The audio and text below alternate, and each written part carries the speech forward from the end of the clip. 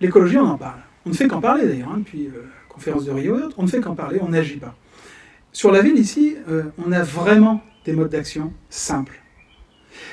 Chaque décision, la clé elle est là, c'est que chaque décision, aujourd'hui, doit être vue sous le prisme de son impact au niveau du climat, de son impact au niveau de la biodiversité, de son impact au niveau de l'environnement. Notre environnement, c'est vraiment notre lieu de vie, hein, le lieu qu'on doit respecter plus que tout.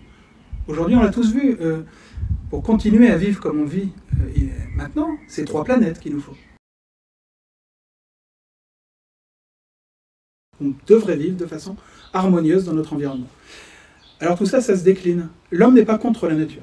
Hein, l'homme doit vivre avec et dans la nature. Sur le Frein Cook, on a cette chance. On vit à côté des dunes, de la mer, des polders. Et je pense que c'est là aussi qu'il faut qu'on déplace le curseur vers plus de naturalité, plus de résilience. On doit le faire au sein de la ville. Là encore, je disais pas d'artificialisation. Il n'est pas question de faire de l'urbanisme à outrance.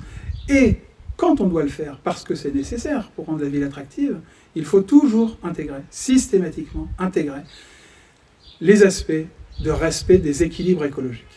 Aussi bien dans les aspects de gestion de l'eau, les aspects de la biodiversité, les aspects de la qualité de l'air, les aspects énergétiques. Hein. Un des leviers très forts qu'on a, et Mario Pedretti vraiment l'a mis comme un des points clés, et c'est normal, pour la gestion énergétique, c'est la rénovation thermique des bâtiments. Des bâtiments communaux, c'est sûr, mais aussi des bâtiments évidemment individuels. On a des dispositifs d'État qui existent, on a des dispositifs de collectivité. Là, on discute avec la communauté urbaine pour augmenter ces dispositifs. Et ça va augmenter. Les dossiers type réflexe énergie, que vous connaissez peut-être, bien sûr, ça, il est nécessaire non seulement de les doubler, mais surtout de viser, et là c'est important, de viser les plus fragiles.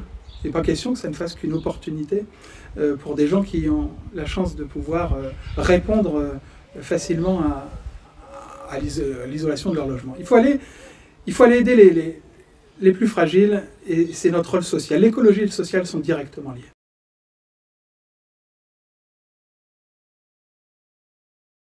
Mes grands-parents doivent se retourner dans leur tombe quand on voit à quel point on fait le gaspillage, le gâchis, l'obsolescence programmée, le zapping, le changement systématique de tous nos objets de consommation.